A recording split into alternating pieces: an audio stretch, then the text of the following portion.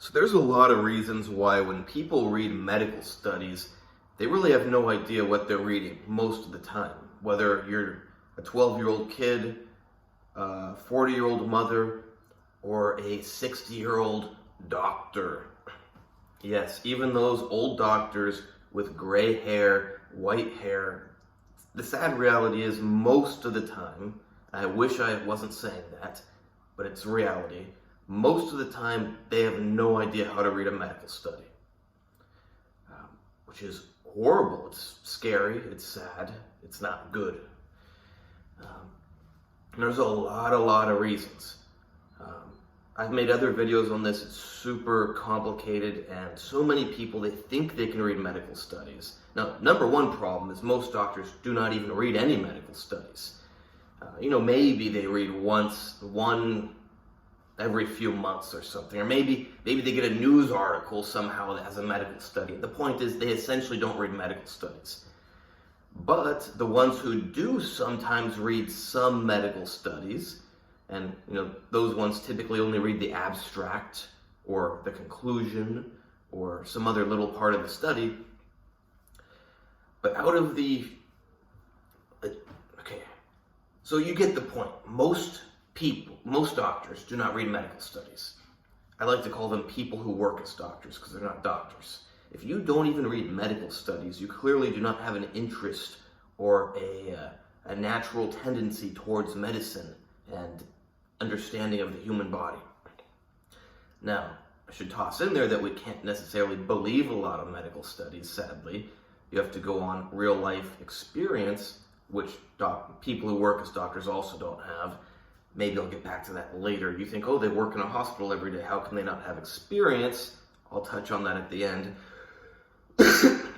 Yeah, there's a lot of reasons why people, including doctors, can't understand medical studies. And one of these reasons, there's a ton, is absolute versus relative risk. And I really like this example. It's a small example because there's so much more. But almost all medical people will be like, oh, this increases your risk by 12%. This decreases your risk by 32%. And they don't even know what this is a percent of. If you ask them, well, what's it a percent of? Well, it's your risk of, well, what was that? Of a heart attack. It's your risk of cancer. Really? It increases my risk of cancer by 32%? That sounds really bad. Yeah, it is. You gotta stop doing that. You're gonna be 32% more likely to get cancer. Now, 32% more likely than what? Well, than not getting cancer, of course. No. 32% more likely compared to if you didn't do that thing. Now, what could that mean that's way different than 32% more likely than not getting cancer? Well, if you have a 1 in a billion chance of getting cancer, and now you become 32% more likely to get cancer, now you have a 1.32% likelihood in a billion, sorry, a 1.32 in a billion % chance of getting cancer. That's very scary, isn't it? You could go from 1 in a billion to 1.32 in a billion. I'm sure you would change your whole life because of that. You would cut out alcohol, you'd cut out meat, you'd cut out going to the gym. I don't know. Gym's still considered healthy. But someday they're probably going to tell us that going to the gym is killing you somehow. You don't want people going to the gym. They've already tried to say that going to the gym makes you a white supremacist. Next thing is going to the gym will kill you. And we'll have people that believe it. Now, I'm not saying this is the new thing coming, but someday they'll probably say going to the gym is bad for your health. Just wait. Anything that's good for you, they will eventually say is bad for you. That's how it works. Growing your own food is dangerous. Not only can you get some sort of disease or something, or die from it, or give it to your friends and now you're a murderer, but it's also killing the planet, therefore killing everybody else. So you should not be growing your own food. If you don't notice that yet, just wait. Sadly, it will get worse and worse. But yeah, everything that's good for you will eventually be bad for you. or bad for everybody else. So yeah, just one more example of how numbers are misleading. Medical experts don't know what they're talking about. And it's very sad because, and I shouldn't call them medical experts, people who work as doctors. I like that phrase, because they're not doctors, they're not medical experts, they're people who work as doctors. It's like if I go and paint a painting, I'm not an artist. I'm not an artist because I paint the painting, I'm just a person who painted a painting. I'm me, and I painted a painting. There's artists who paint paintings, I'm not one of them. Just like there's people who work in hospitals that are just people who work in hospitals. They're not doctors, they're just people who went to school, filled out some papers, repeated some words, and now they write doctor on their thing and they work as a doctor.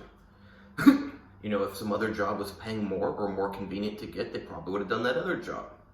Me, stupid in a way, but I remember even back when I was getting my chemistry degree, I changed it to molecular biology degree, even though I didn't take one chemistry class.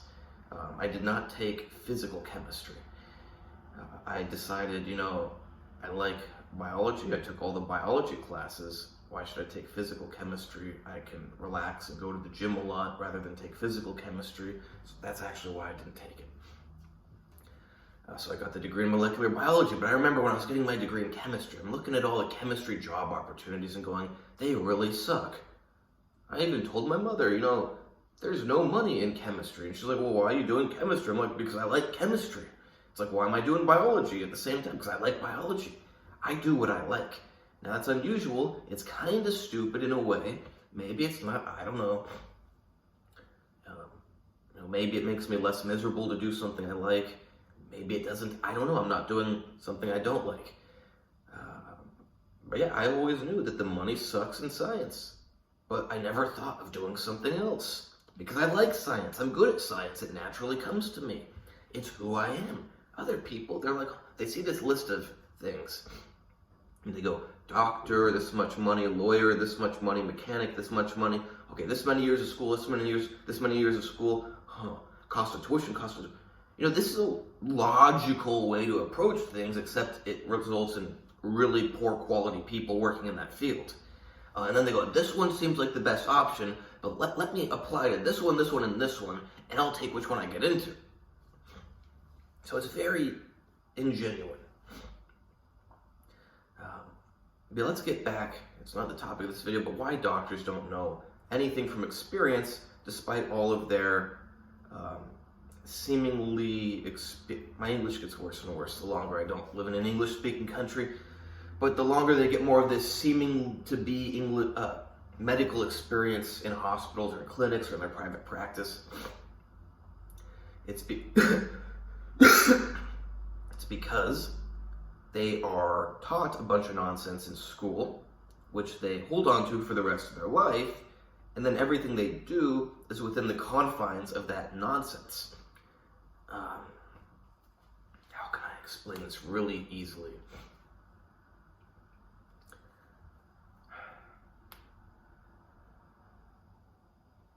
You got a good example. Okay. So you're taught that, now, let's not get into all the little nuances of this. I'm just using this as a broad, generalized example. But say you're taught that statins are great drugs and they're super important and people need to take them because of high LDL cholesterol. And that by lowering LDL cholesterol, you are saving people's lives. The doctors then go on to prescribe all the people with high LDL cholesterol statins. They see that lowering of LDL cholesterol and they go, see, we're improving their health. We are decreasing their heart disease. We have evidence of it. I know what I'm doing. I have experience. 30 years of experience. Don't question me. I don't want to hear that nonsense of your stuff. Oh, you have 30 years of experience lowering some number on a piece of paper that you don't even know what it does. You're told, oh, we lower that number, the person is healthier. They have less heart disease. That's true in some of the cases. I'm giving it a lot of credit there by saying that's true in some of the cases. But, yeah, so this experience they have is nonsense, because they're getting nonsense experience. Oh, I know that statins are good because they lower people's LDL cholesterol and they save their lives. So what if lowering LDL cholesterol is not saving their lives? What if we don't need to lower LDL cholesterol? What if we don't even want to lower LDL cholesterol? Well, that blows a big hole in everything you're doing. Not only does it change the outcome of what you're doing, but it changes the approach to what you're doing. So everything you're doing is a bunch of nonsense. Let's think of another example. I'll use an example from the other day. This one's not quite as bad, but someone I know whose boyfriend takes anabolic steroids every day of his, he doesn't inject them every day of his life, but he's on them every day of his life. He's done that for years and years and years. She has consulted me. I have to go, it's not medical advice, I'm not a licensed physician, but he needs at least 6 months off. Or alternatively, he could stay on and take HCG and follicle stimulating hormone. It's not as natural to do all this. Most natural route is to come off. First of all, you got to wait for the steroids to clear your system. They say you're taking enanthate or cypionate. It takes 5 weeks to clear your system. Say you're taking decanoate, that could take months. So number one, you have to wait for the steroids to clear your system. Number two, you have to reset and get functioning your HPTA axis. You need your testicles to operate and produce normal sperm. That is a process. The day you get all the steroids out of your system is not the day at which your testicles start operating and producing healthy sperm again. That day typically comes about 3 months later. But if you've been on for years and years and years, it could be a year later, it could even be 2 years later. Then, once they get to that point, spermatogenesis takes about 3 months. Okay, so you had to first let the steroids clear your system, then you have to let your HPTA and your testicles start working again, then you have to wait for spermatogenesis. So, let's just say average person taking enanthate or cypionate, that's 5 weeks. How much time to get the testicles functioning good and producing sperm? That's about 3 months. I can't do 3 months on my hand. Let's do 5 weeks to 1 month. Now, testicle working time, 3 months. Now, how long for spermatogenesis? That's another 3 months. So now we're at 7 months. Actually, 7 months and 1 week. That's how much it is. I'm not going to say that's a long time. I'm not going to say that's a short time. It's how much it is. You're looking at 7 months and a week. I think that's pretty clear. There's multiple stages in this process. Yet this girl went to a gynecologist who told her, oh, no, it doesn't take 7 months. It just takes 2-3 months. You take some pills, everything's good. Like, it's nonsense. It doesn't take 7 months. Oh, it doesn't take 7 months? I'm pretty sure that she doesn't even know that. Oh, she said, you just stop taking the steroids and you start taking these pills like the day you stop taking the steroids, and it takes 2 to 3 months. Because spermatogenesis takes, I would like to be on the safe side and go towards the 3 months, but some people like to go a little towards the less safe side and say, not quite 3 months. Would you rather save a week, or would you rather let your sperm really form really good? I would rather do that extra week and let my sperm form really, really good. But let's just round that to as if she's saying exactly 3 months. So her argument is, it's nonsense, doesn't take 7 months. You stop using the steroids and you take these pills for 3 months and you have a baby. Oh, let's throw another wrench in there. You're having the baby while taking non-natural medications. A lot of people do that. It's used in fertility medicine a lot, but it's not natural. That's another thing. But here's a big problem in her thing. I just said all the problems in my original 7 months, but stop taking the steroids, start taking the medication for 3 months. Oh, so when you stop taking the steroids, they're just instantly out of your system? No, because she's stupid. She doesn't know anything about steroids. She's ignorant. She likes to believe she's knowledgeable. And she doesn't realize that anabolic steroids, the most commonly used ones, have a half-life of about 1 week, which leads to about a 5-week elimination time. That's a big deal. Then she forgot that it's not just from the day you start resetting your HPTA axis that your sperm start forming, it's from the day that your HPTA axis and your testicles are working normally that your sperm start forming normally. I mean, I said all this in the 7-month thing, so I'm not going to go over it, but the point is, you see, there's so many medical professionals that they think they know what they're talking about because they're using incomplete information, and they have no clue what they're talking about. This video turned into a rant, I know. It's just so sad that almost no doctors know what they're talking about. You know, the only thing you can trust is things that they do with real hard outcomes. You know, somebody dies versus somebody doesn't die. But even then, there's the issue of what are the options that they're exploring? Perhaps, you know, they're exploring option A, option B. Option B, a lot more people live. But what if there's an option C where a lot more people live, but they don't know about it? That's often going to be the case.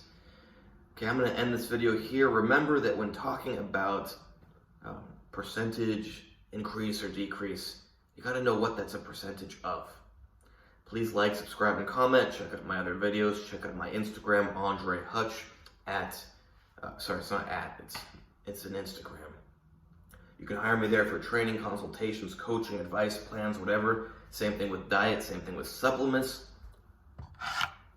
Same thing with special supplements. Let's get that on the black background. Same thing with harm reduction. Same thing with medical information. Just no medical advice because I don't have a medical license. You get the idea.